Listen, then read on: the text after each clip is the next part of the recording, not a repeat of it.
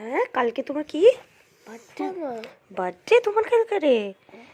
ও মা, প্রথম মর্নিং না বলেই বলছে আমার কি কালকে বার্থডে। হে হে, তোমার বার্থডে, টিং টিং টিং টিং টিং টিং।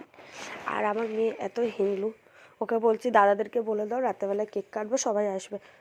বলে কি গিফট নিয়ে আসবে? তো কি বলছিল বলো? আচ্ছা, আমি তো কেন গিফট দিতে পারবো না, তাহলে কি হবে?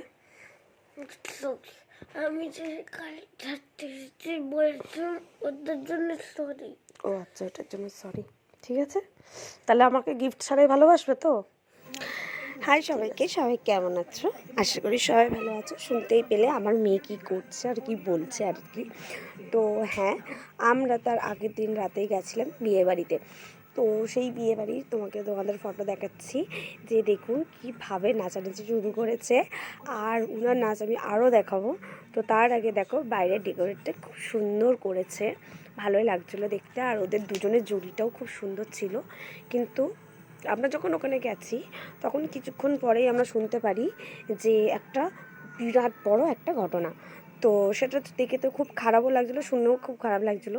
ঘটনাটা এটাই ছিল যে ছেলে বিয়ে থেকে উঠে পালিয়ে যাচ্ছিলো। সেই জন্য দেখো সবাই তাকে ধরে বেঁধে নিয়ে আসছে, তা বিয়ে দেবে বলে, সেহেতু সে পালিয়ে যাচ্ছিলো বলে। ঠিক আছে, তো এরকম তো অদ্ভুত কথা শুনে তো আমি তো একদমই অবাক হয়ে গেছিলাম আমরা, যে এভাবে এই কী বিয়েবাড়িতে এসে কী ঘটনা শুনছি। তো তারপরে দেখুন, যখন আমরা গেছিলাম তখন তো বর গাড়ির থেকেই নামিনি, তারপরে নামার পরেই নাকি এরকম পালিয়ে যাচ্ছিল। তো এই হচ্ছে ব্যাপার। না না, একদমই না। তো এটা নর্থ বেঙ্গলি বিয়ে ছিল, সেখানে বরকে কোলে করে নিয়ে আসতে হয়, সেটা ওদের রিচুয়ালসে আছে আর কি। তো সেই জন্য সেটা হচ্ছিল। আর এখানে দেখুন সবাই কি এনজয় করছে, উফ। তো সেই নাচ দেখে আমারও খুব নাচতে ইচ্ছে করছিলো। এদিকে আমার মেয়ের শরীরটা ভালো থাকে না কেন কি জানি না, ঠান্ডা লেগে যায় বেশিরভাগ। তো আর ওয়েদারটাও তো এখন খুব ঘুরছে। আর এই যে আমরা ভিড় কাটিয়ে ভাবলাম ওইদিকে নাচানাচি হচ্ছে হোক, এইদিকে আমরা মেয়ের সাথে দেখা করে নিই। তো ওকে দেখো কি সুন্দর লাগছে। আমার ক্যামেরাতে তো অত ভালো দেখা যাচ্ছে না, কিন্তু সামনাসামনি খুবই ভালো লাগছিল ওকে দেখতে, আর ভীষণ ভালো লাগছিলো। তো ওকে আমরা গিফট দিতে চলে গেছিলাম, গিফট দেওয়া হয়ে গেছিলো আমাদের। আর তার সাথে দাঁড়িয়ে কটা ফটোশ্যুট করে নিয়েছিলাম। তারপরে ওখান থেকে আমরা বেরিয়ে এলাম। এই যে দেখো আমার হাজব্যান্ড আর আমার মেয়ে দুজনে মিলে। তারপরে ভাবলাম একটু খেয়ে নিই। তো এখানে ছিল আর একটা মেন ব্যাপার, বিয়েবাড়িতে কিন্তু সব কিছুই এখানে ভেজই ছিল।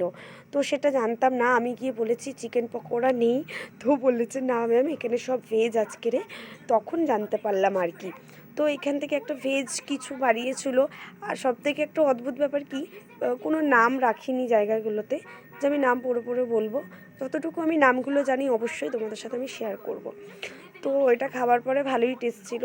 তারপরে এখানে পানির পছন্দ আমি চেক করছিলাম, কিন্তু সত্যি কথা বলতে আমার সেরকম বেশি ভালো লাগেনি, মোটামুটি ছিল। কিন্তু বাদ বাকি পনিরের যেটা ছিল একটা পনিরের কোরমা টাইপের কিছু একটা বানিয়েছিল, খুবই টেস্ট ছিল সেটা। তারপরে বাদবাকি মানে সব খাবারই ভালোই খাবার ছিল। তো সবই ভালো লেগেছে, শুধু পনির পছন্দটা ছেড়ে। তো এই দেখো সব খাবার নিয়ে বসে গেছি, সেটা বলবো না, অনেক কিছু খাবার ছেড়েও দিয়েছি আমি। এত কিছু খাওয়া যায় না, যেগুলো একটু একটু করে মেন টেস্ট করার ছিল তাই টেস্ট করেছিলাম। আর ওখানে ক্যাটারিংয়ের যে ছেলেগুলো ছিল তারা বলছিল একটু ভেজিটেবলের যেটা মিক্স ভেজিটেবল ছিল সেটা একটুখানি টেস্ট করো। তো হ্যাঁ ঠিকই, ওখানে খুব সুন্দর টেস্ট ছিল, ভালো লাগছিল। আর আমাকে বলো অবশ্যই কমেন্টে আমাকে কেমন লাগছে। তো আমি ডিউটি থেকে এসে বিয়েবাড়ি যেহেতু গেছিলাম, সেই জন্য আমি কোনো শাড়ি টাড়ি পরিনি, অত আমি সাজুগুজু করিনি। তো যেমন মানে সিম্পলের মধ্যে আমি একটু সেজেগুজে চলে গেছিলাম। আর খেতে খেতে তোমাদের সাথে ভিডিও করছি। দেখলাম যে খেতে খুব ভালো ছিল, খাবারগুলো খুব টেস্টি ছিল। তো আমি খাচ্ছিলাম আর খুব স্বাদ নিচ্ছিলাম আর কি। আর ওইদিকে ওরা কিন্তু অনেক কিছু অ্যারেঞ্জ করেছিল খুব সুন্দর করে, কিন্তু ডেকোরেটটা ভালো করেছিল এবং এনিথিং ওদের ব্যবহার ভীষণই ভালো। কিন্তু আমার কেউ চেনাশোনা না, আমার শাশুড়ির চেনাশোনার মানুষ, কিন্তু খুবই ভালো ব্যবহার ছিল ওনাদের। তারপরে ওইদিকে গান শুনতে শুনতে খাবার পরে একটু মিষ্টি নিয়ে নিলাম। তো এখানে হালুয়া বলো, সন্দেশগুলো বলো, দারুণ খেতে ছিল, ভালো লাগছিলো। আর জিলিপি ছিল, তো জিলিপিটা আমি নিইনি, কেন এত মিষ্টি খেতে আমি সত্যি পারি না, খুব গা গোলায়। তো আমার খাবার পরে এইদিকে আমার হাজব্যান্ড চলে এসেছিলো। তো আমার হাজব্যান্ডের ভিডিওটা আমি একটু তুলে নিলাম, যেহেতু আমি খাবারগুলো ঠিকঠাক তুলতে পারিনি আর কি, সেই কারণে। ওখানে স্যালাড, দহি বড়া, তারপরে ছিল কচুরি, তারপরে ছিল চানা মশলা, তারপরে ছিল কিন্তু বাটার নান, তারপরে ছিল ডাল মাখনা। তো এইগুলো আমি নিইনি আর কি, আমি যেটুকুনি হয় আমি অল্প অল্প করে খাবার নিয়েছিলাম, সেই জন্য আমি নিইনি। আর ডাল মাখনাটা দারুণ দেখতে লাগছিলো, কিন্তু আমি নিইনি সত্যি কথা। এখানে ছিল ভেজ পকোড়া, আর এইদিকে ছিল পনির পসুন্দা। তো এইটা ছিল, আর এই পাশে ছিল রাইস। তো সব কিছুই খাবার কিন্তু খুবই ভালো ছিল, একদমই খারাপ ছিল না। আর এইদিকে দেখো পনির, ওটা ভেজ সবজি ছিল, আর এদিকে পনির বলে, আর এদিকে আমের চাটনি, পাঁপড়, মিষ্টি, আর 2 রকম সন্দেশ। আর ওইদিকে ছিল এই যে গাজর হালুয়া, দারুণ খেতে ছিল, কিন্তু ভীষণ ঘি দিয়ে বানিয়েছিল, দারুণ লাগছিল। আর ওইদিকে ছিল জিলিপি, একদম গরম গরম জিলিপি ভেজে দিচ্ছিল। কিন্তু সত্যি কথা বলতে আমি এত মিষ্টি খেলে আমার গা গুলিয়ে আসে, সরি। তো এই যে এই পাশে দেখো গান হচ্ছে, আর আমি এই ভদ্রলোকের নাচটা দেখে জাস্ট ফিদা হয়ে গেছি।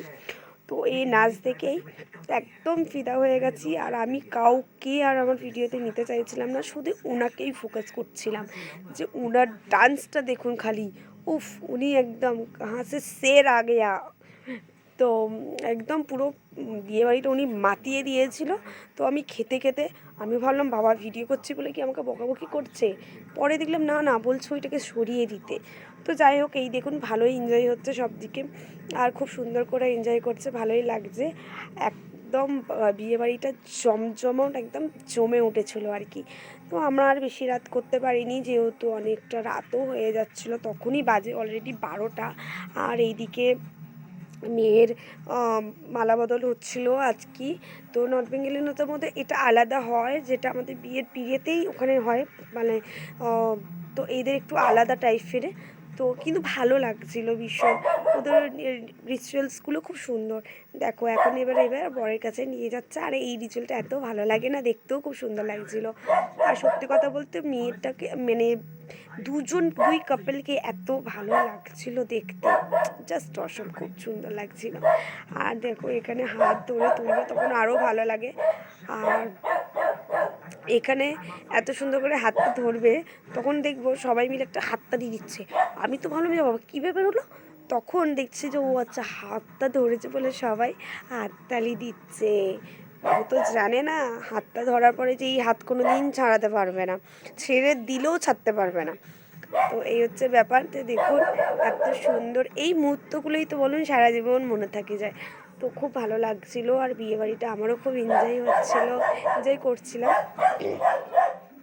উফ, আয় চুপ কর।